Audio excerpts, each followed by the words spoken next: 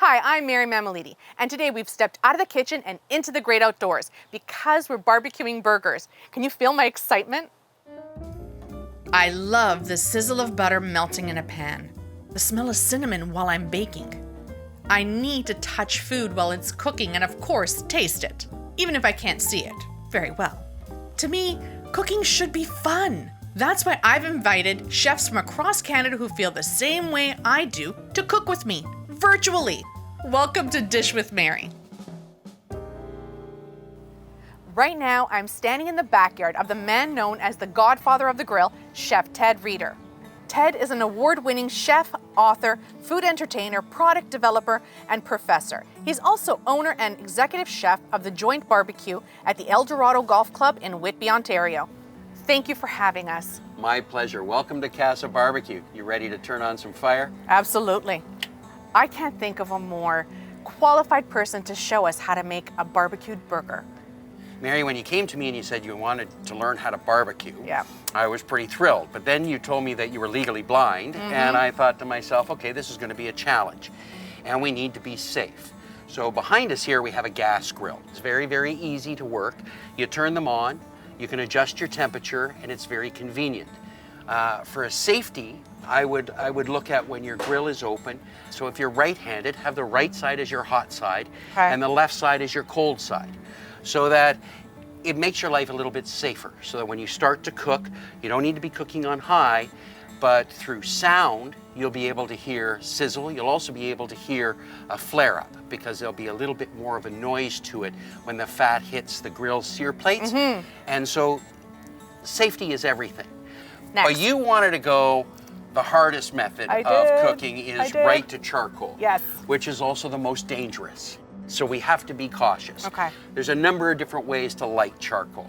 I recommend using a fire starter. This is a puck, and it's in a paper wrapper, and all you do is you light the paper wrapper, and you can find this in barbecue stores. So I've broken this starter. It has slashes on it. You can break it into smaller pieces.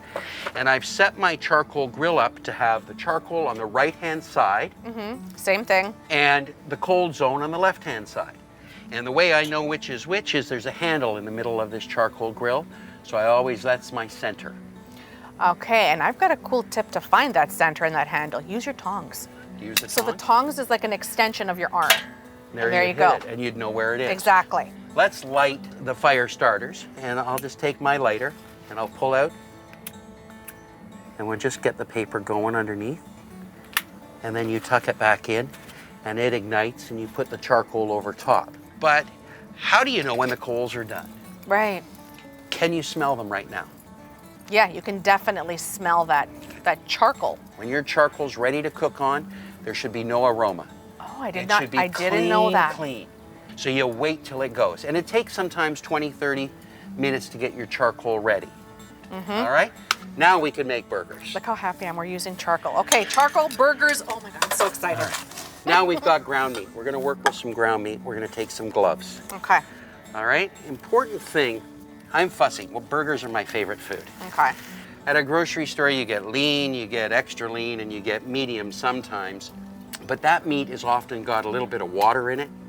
So you'll notice burgers can shrink. So you start out with 8 ounces and you end up with 4. Yes.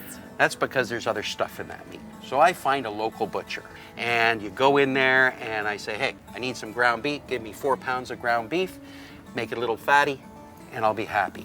And when you get that, you get this beautiful red meat that's studded with little bits of fat throughout it.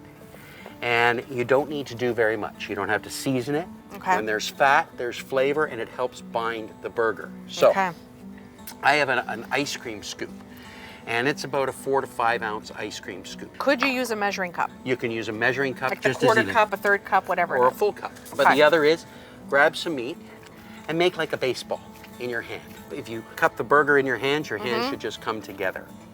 Okay. All right? So this is like making a giant meatball. Can I get in here with you? Exactly, like making a giant meatball.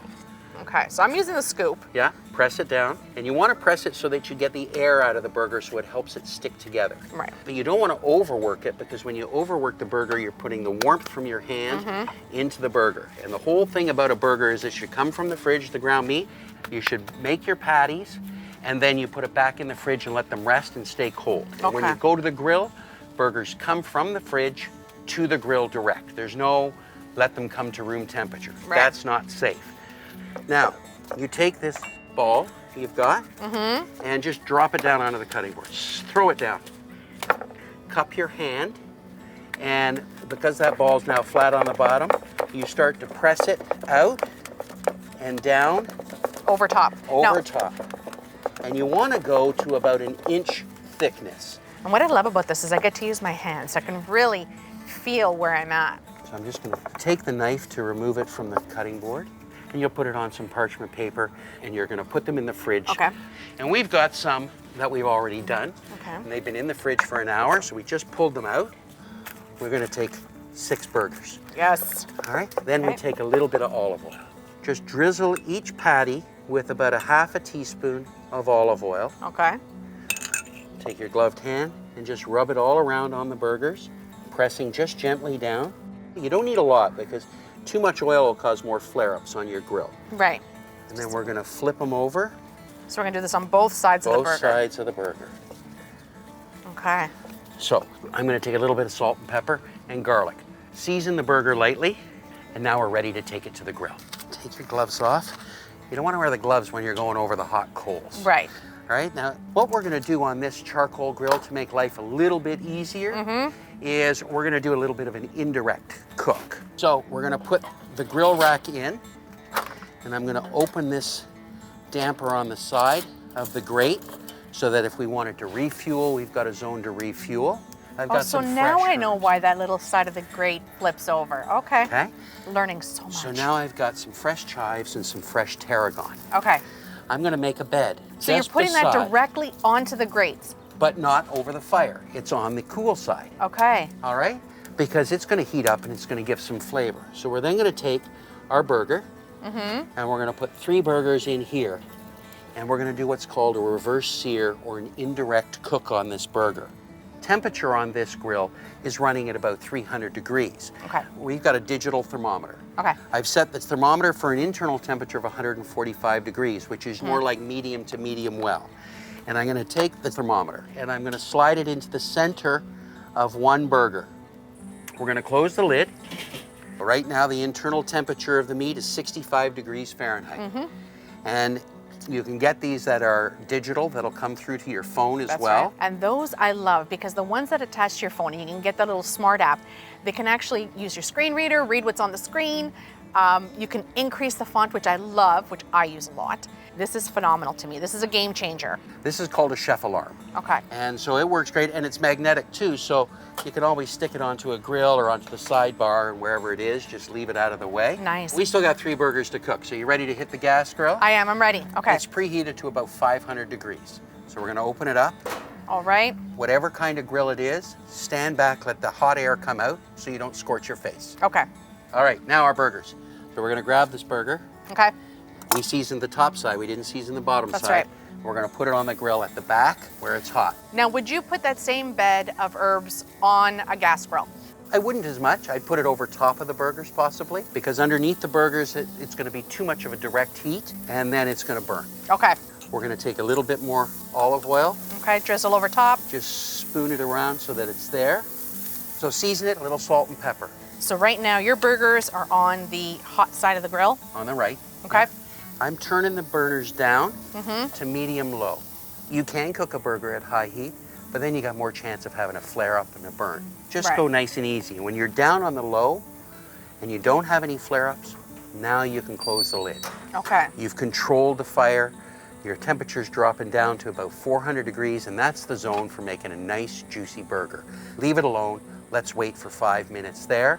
Easiest thing about barbecue is patience. All right, I can hear a little sizzle I'm hearing and the that, drop. yeah. All right, so burp your grill. Lift it up for just about 3 inches worth, right? And just let the hot air come out and then open it up. You can hear that sizzle. That's that All fat right, dripping now onto that's the fat. flame. So we're just gonna slide under the burger and we're gonna give it a quarter turn twist. Using your spatula. That's it, using the spatula. Okay. And I just gently push down on the surface, and when you get too much flare up, turn it down. So it's all about just keeping that heat controlled. That's it. I'm gonna take a little bit of bacon, dice this bacon into 1-inch chunks. I've got a soapstone here that I'm cooking on. Okay. And so it's like a little plancha cooking, and you can do this on a metal pan or in a fry pan. So that's gonna go there. Or you can do you it hear just that the sizzle? sizzle of the bacon. I wish that could be my ringtone. Cut this onion in half through the stem. You're gonna take a half a red and a half a white. All right, we're just gonna slice it thinly. We're gonna set them on top of the bacon. Oh, my love language right there. All right, bacon, onion. Hot peppers. Oh, I didn't think this could get any better. So these are the cornucopia, long green Italian hot pepper. And so you just chop that up, put that on top. Salt and pepper. I'm gonna tell you what's happening with the burgers. They're now starting to be the juices. So the juices are starting to come through to the surface of the burger. And that's when you're ready to flip.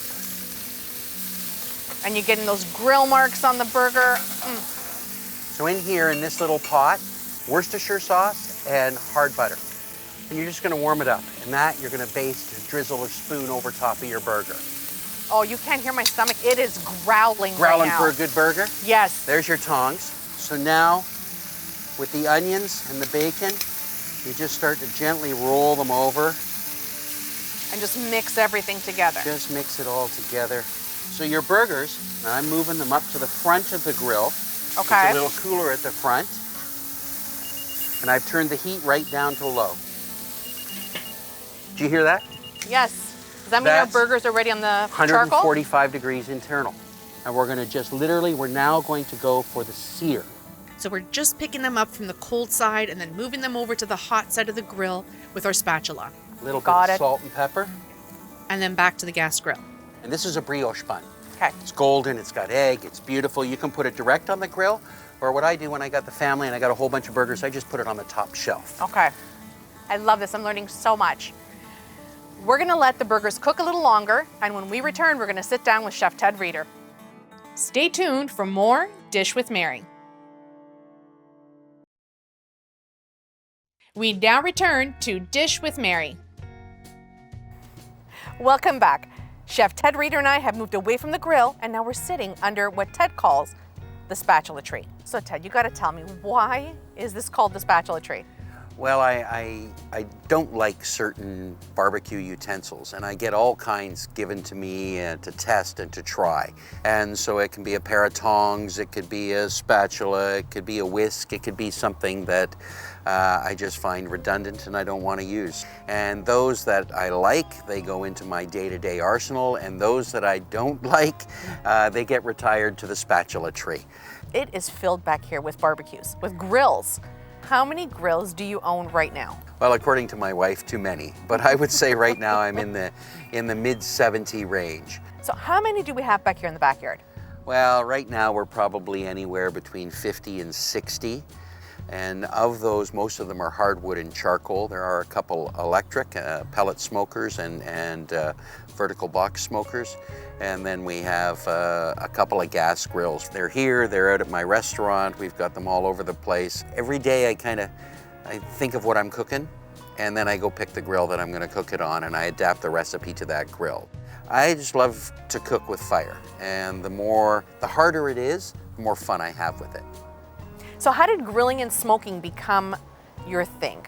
Well, it starts when my dad would go to fire up this tripod charcoal grill, and the bottom was rusting out of it, and he put some aluminum foil down in it, and then the charcoal fell through the foil. I learned all the swear words that were in the dictionary that day. And he went into the woodshed and got a rusted out old red wheelbarrow, filled it with charcoal, took a shelf out of my mom's refrigerator, and that's what we learned to cook on. And my dad made great steak, he made good burgers, and I was always fascinated by the fire, but I was even more fascinated by the flavor. And to me, when my dad went to the grill, I drooled. I was like, wow, this is gonna be good. When I got into the world of cooking, I just always gravitated towards a grill or to the smoker or to the fire pit. It was just something I liked to do. So how and when did you become known as the godfather of the grill? Oh, I have no idea really. I've been in the business a long time. I've been barbecuing for almost 35 years.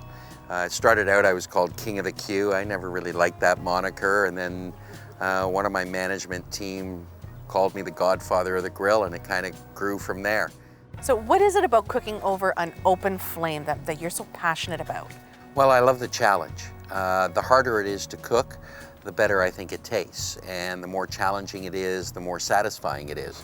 So I have a lot of respect for fire. Fire can turn on you in seconds. It can cause a lot of pain. It can do some serious damage. And it changes with the wind, with the humidity, with the hot sun and the cold winter. And so every time you go to a grill or a smoker, you have to adapt to the weather. And I love that. It's never the same. Not one cook in my entire career outside is ever the same. And every day is a different challenge of flavor. Is there anything that you use to develop flavor profiles? It's a combination of things. I use my senses for that. It's very important. So, you know, when you're challenged with one of those things that are missing, and how do you overcome? I have a new cook. He has no sense of smell. Wow. Yeah. And it's very difficult. How do you cook when you can't smell? And I think it's courageous that he wants to be in this business and he wants to adapt his other senses, a disability that affects his career, because some chefs might not be forgiving. Right. Well, if you can't smell it, you can't cook. And you know, that's ignorance. Right. We and we should both be know open. that's not true. Yeah. Right. That's it. Get out there and do it. And it doesn't matter if you can't see, you can adapt. If you can't hear, you can adapt. There's always a way to do something. Always. And I love that. I love that about the cooking game. It's meant to be fun. It's meant to be delicious. And you give it your best shot every day. You work hard. Now you mentioned your young cook. That kind of ties into my next question, the Joint BBQ. Tell us about it. Well, we opened in the middle of the pandemic last year. And, you know, I wasn't doing very much, as a lot of people weren't doing a lot of things. And a friend of mine called me up and said, I have a golf course and I have an empty restaurant on that golf course. What do you think about opening a barbecue joint? And so I went out and took a look at it, and we started talking about it, and we called it The Joint. And it's just a simple place. Everything we cook is on live fire. It's a crazy place. There's a cornfield beside us. We got chickens and geese and fox, and it's fun, and it's just, I don't know, I find it a magical place. And I like it. So we went and we set up my grills and some of my smokers, and we put a menu together, and we do brisket and burgers, and that's our focus. And I love my customers. I want them to come back. I want them to feel that they get good value and they get great flavor, and that when they bite into a brisket, it's got fat and it's got moisture and it's soft and it's tender. And you're like, man, I could eat that all day long. Like, if you eat at my restaurant and ruin a t-shirt, I've done my job. And I think I'm gonna get a t-shirt that says, man, I could eat that. That's it. All day. All day. After the break, we head back to the grill. Stay with us. Dish with Mary will return. You're watching Dish with Mary.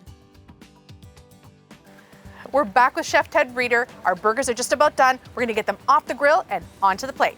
Oh yeah. All right, take a look.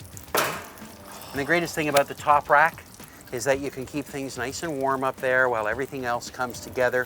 Our bacon, onions, and hot peppers are nice mix. If you wanted to drizzle it with some honey or some mustard or a little bit of barbecue sauce, you can do that, whatever you want, right? Don't forget to season, a little salt and pepper. Yep. Always. We got our toasted buns over here in the charcoal grill. Our burgers, we seared. They've held on to the herbs over on the side here. Oh so, do you want a charcoal grill burger or do you want a gas grill burger? It doesn't matter, whichever one, because they both smell delicious. All right, we're gonna give you a charcoal grill burger. You got the burger there. Okay, so burger on top of the bottom of the bun. On top of the bun. Now we're layering. Tongs. All right, little hot peppers and bacon. That's some tasty goodness right there. Right over top. Take your bun top, and there you are. If you wanted cheese, you could add cheese. If you wanted to put a condiment on it, you can put a condiment on it. Oh my gosh. But whatever you want. I'm gonna grab my burger. Yeah, because I can't eat alone. All right, there's the burger there. A little bit of that bacon, onion, hot pepper. Mm-hmm. A little bit of that Worcestershire butter. You want a little? I do. Don't leave me out. I won't leave you out. Okay. Drizzle like that. Okay. Beautiful. We're safe. All right, you take your bun. A-frame. Spread your legs like this, okay? Spread my legs. You got an A. Okay? Stick your butt out. Okay. Like this. Over.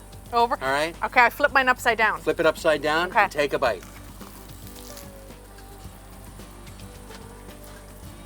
Oh my gosh. That is by far the best burger I've tasted. And it's easy. You don't have to do much. I'm still in my A stance, ready for another one. Oh, yeah. Because this way you don't ruin your clothes. Exactly. You look good. Okay. That way you can have a second burger. If you ruin your t-shirt on the first burger, they may not give you a second one. Because then you'll get caught. Right. All right, we're going in for another? Going in for another. Okay. It's phenomenal. Oh. This is the best burger I have ever tasted. Chef Ted, thank you for this grilling and thrilling experience. I will never forget this. Or you. My pleasure. Thank you. Cheers. For today's full recipe, visit our website at AMI-tele/dish. Host, Mary Mammoliti. Guest chef, Ted Reeder. Executive producer, Michelle Dudas. Producer, Lance Corbett. Directors of photography, Brian Roy and Kelly Wolford. Camera assistants, Gavin Lee, Braden Rook. Sound recordists, Phil Dransfield, Mike Monson. Editor and technical producer, Patrick Kelly. Editor and production assistant, Miriam Bakhtiar. Graphics, Mike Smith. Media accessibility specialist, Simone Cupid. Audio post, Mike Monson. President and CEO, David Arrington. Copyright 2021, Accessible Media Inc.